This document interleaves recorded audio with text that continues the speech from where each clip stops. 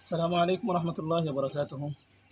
বেশ কিছুদিন আগর একটা কাহিনী, একটা ঘটনা আপনার লগে শেয়ার করব। ঘটনাটা হইল, কতটা হইল, একবার আমি যে সময় বাড়ির যাই, সিলেট থাকি বাড়ির যাই, আর আপনার বন্দর থাকি না, আপনার আম্বরখানা থাকি সিএনজি উঠছি, ডাইরেক্ট গেলাম মধুবনের সামনে। বন্দর তো আটি আটি আপনার অন্তনে রিক্সা একটা গেছে কি আপনার ফুলের মুখ তো আপনার লামিয়া আটি আটি যাই, আর আমি ওফারে হয়ে যাই গিয়ে আটি আটি যাওয়ার সময় লামি দিতাম ফুলতনে হোফার গিয়া। তখন দেখলাম এক বেটি আর মুরব্বী এক বেটা আর ফিচ্ছি একটা ফুয়া। তারা যেন হয় না একটা টাকা দিয়া যান, আখেরাতে পাইবে 70 দান। ওলা তারা সুন্দর সুন্দর মিলে এখন বাক্ষার সময় খারইয়া তারার বাইদি চাইলাম। চাইয়া খারইয়া একদিকে গরমও লাগে এই সময়। খারইয়া চাইলাম, আস্তে আস্তে খান্দা বিললাম গে।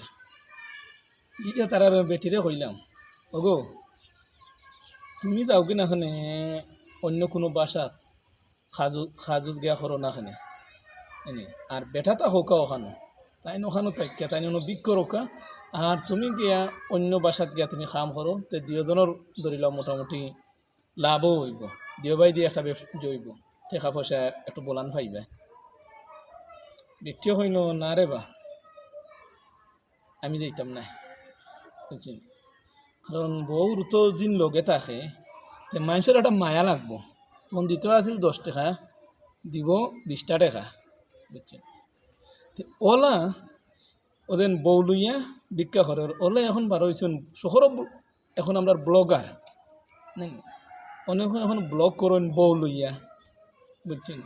ক্যামেরার সামনে আইবা, আইয়া বউরে আইনা দেখাইবা, বউরে দিয়া মাথাইবা, বউরে দিয়া ইনকাম করবা, লাল ছামড়া দেখবো, মানে সেদিন দেখতো নাও চাই একটানে নি, এরপরও মানুষ দেখো করবে না, বা তার বেটার বউ চকিনা জরিনা নি কাটরিনা সকলটি আছেন, এমনিও দেখবো।